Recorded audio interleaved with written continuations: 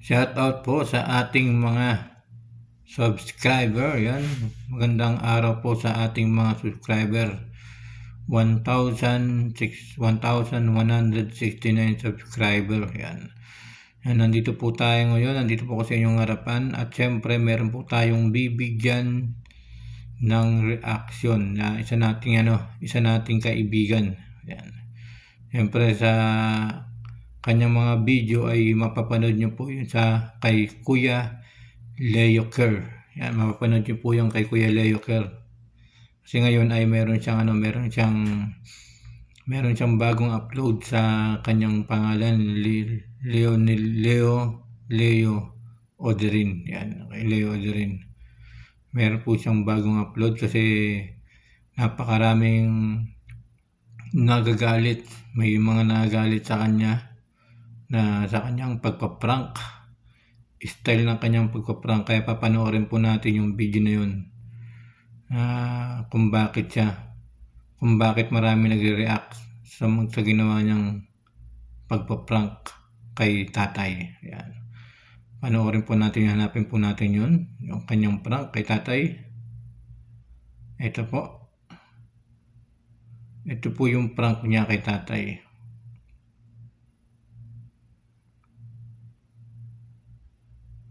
Panoorin natin mga guys. Nanginig si tatay. Yan. Nanginig si tatay. Panoorin natin mga guys. Yan, shoutout po kay Kuya Leo Kerr. Supportahan niyo po yung kanyang mga bagong upload. Panoorin natin to. Ay, gusto ko lang kayong tulungan tayo. Nakita ko yung pagsisikap nyo para sa pamilya nyo. Bibilangin natin. Ayan, 500.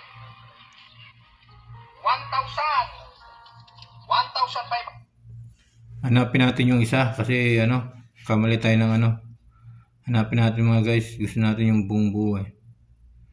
Yan, hanapin natin. Yun po yung mabot na po ng 9.4 million views.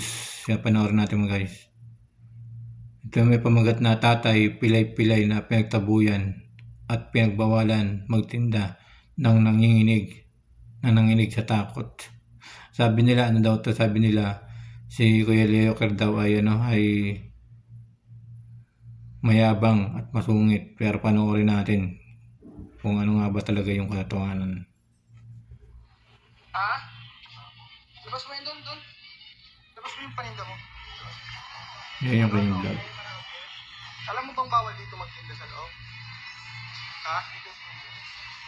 Pupot lang Doon po tayo sa may gilid, kuya. Pakibaba po muna yung paninda nyo. Pakibaba po. Pakibaba. Saan pa ho ba kayo galing tayo? Santa Rosa? Bakit ho pipilay-pilay kayo? Sige, pakitabi dun sa may silong ang paninda mo. Pakitabi po. Yan, sa una pa lang guys, talaga nanginginig na si tatay. Tutulungan ko kayo para maitabi natin ang Nanginginig na si tatay kasi medyo malakas yung boses ni Kuya Leo Kerr. Kaya panoorin po natin kung ano yung dahilan, kung bakit ganun yung salita niya. Oo, doon tayo tatay sa may tabihan.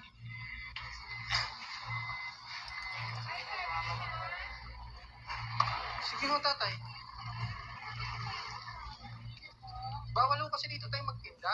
Hindi ho. Tatay ay isang PWD raw, sabi. Dito po sa opisina namin. Sabi ni tatay PWD raw. Papaalam po kayo.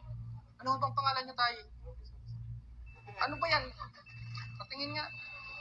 Dito sa tabi, baka tayo masagasaan tayo. Dito sa tabi tayo. Gusto ko pasok po kasi kayo ng pasok sa mga palengke. Dapat po nagpapaalam muna kayo. Kasi tatay pilay na pilay. Pilay si tatay. Ilang piraso ba yan dala nyo? Patingin nga ng ID nyo tayo. Wala kasi ako mabibenta, kaya kung saan lang ako. Naka-video ako para sa security natin Naka-video ako. Walang problema naman sir, hindi ako kumuha.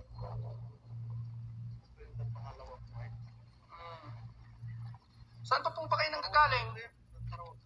Santa Rosa.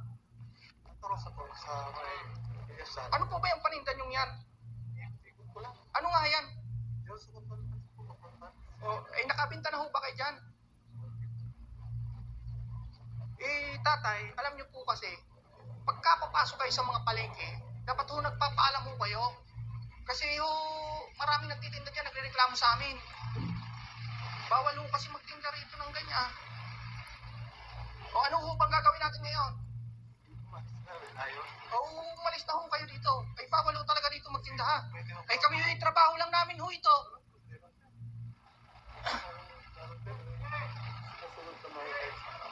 Kayo ho ba'y may pamilya na? Ilan ho? Dalawang babae ho? Nag-aaral pala yung kanyang anak, dalawang babae. Ilan piraso ba yung dala niyo yan? Si tatay nagtatrabaho pa kahit PWD siya, di ba? Napakasipag ni Kasi sa tatay. totoo lang, Wala kasi ako mapupunta. Galing Tagaytay, wala nang tao eh. wala kayong benta? O, sige. Labas kayo doon. Labas ha. Ayoko na kayo Yan, nakita natin pinapalabas si tatay. Marinig natin sa boses niya, no? Ni Kuya Leo Ker, marinig natin na pinapalabas niya. Ngayon nasita ko na kayo, saka kayo magpapaalam. Ay sa susunod daw, magpaalam mo muna kayo. Nadiyan lang po ako. Oo. Baka marami naman ho kaming kasama diyan. O, saan ho pa ba kayo lalabas? Hindi niyo, labasan ho. Ayan, labasan din yan. Ayan, dito. Oo, yan.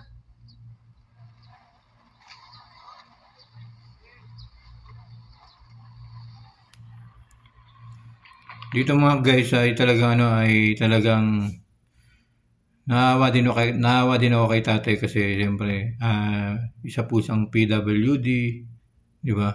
At nagtatrabaho siya para sa kanyang mga anak. Yung dala-dala niya parang sa tingin ko ay talagang mahirap kasi mabigat yung kanyang dala-dala at meron pa siyang problema sa kanyang paa. Panoorin po natin guys.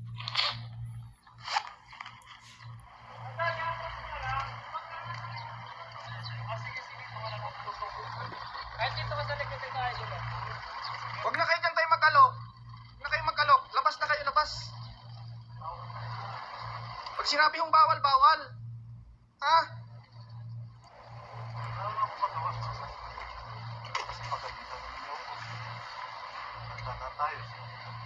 Ilang taon na ho ba kayo? Ha? Sige.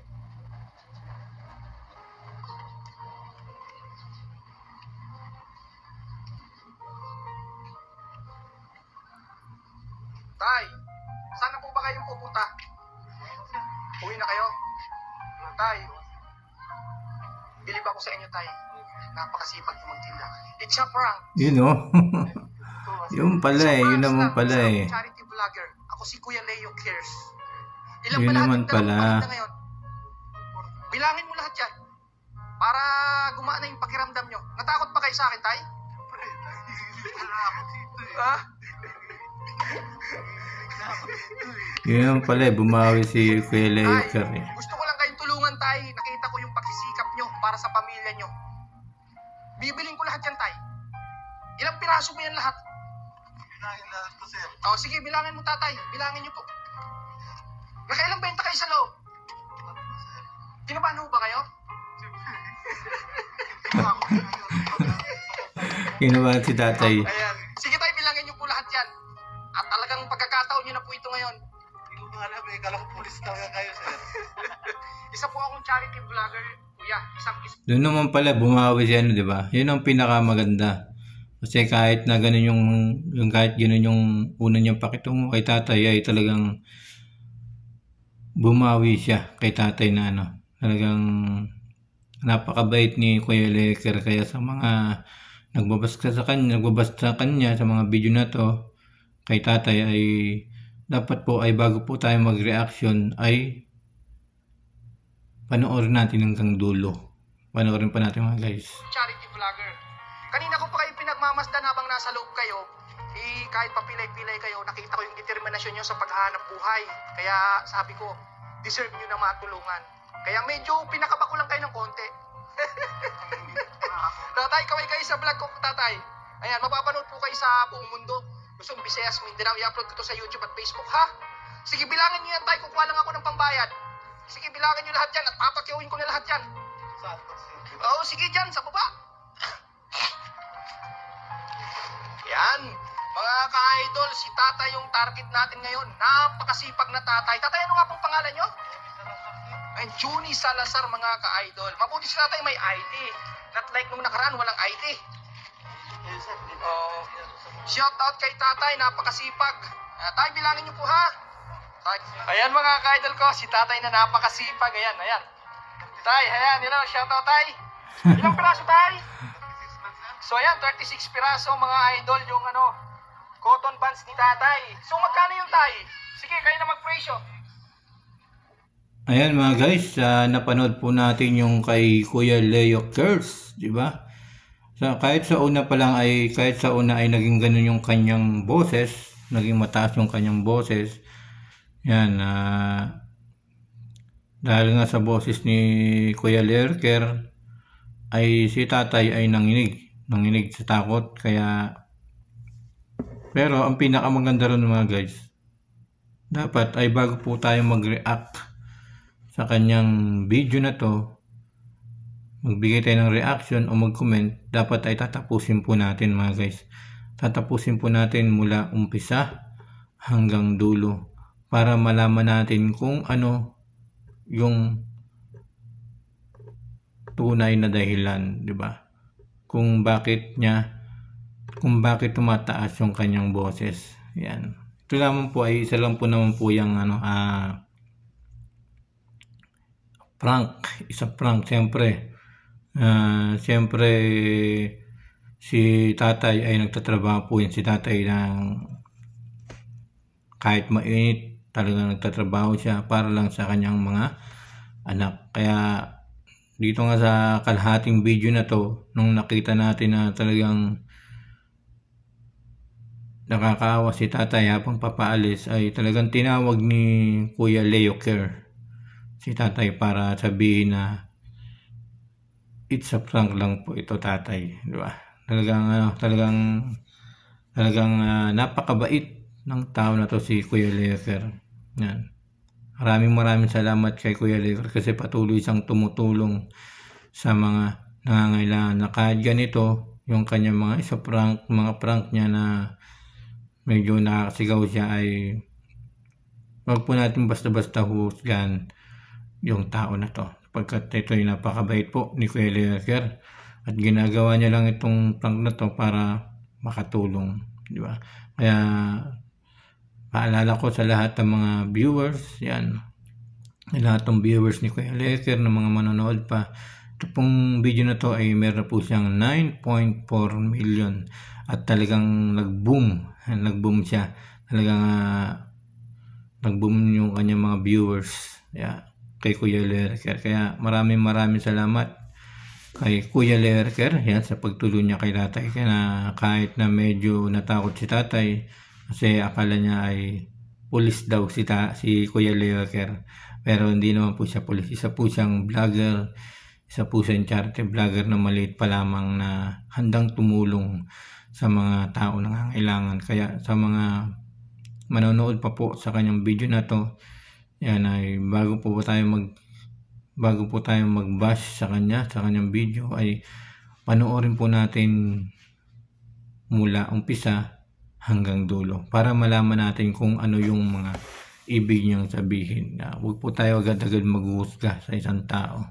Kailangan po ay papanoorin po natin yung kabuuan, at doon pagdating sa dulo na tapos natin, doon po tayo magbibigay ng komento o doon tayo magbibigay ng reaction, kasi nakita ko maraming angry na reaction kay Kuya Leo Care. Nasa 12k, di ba?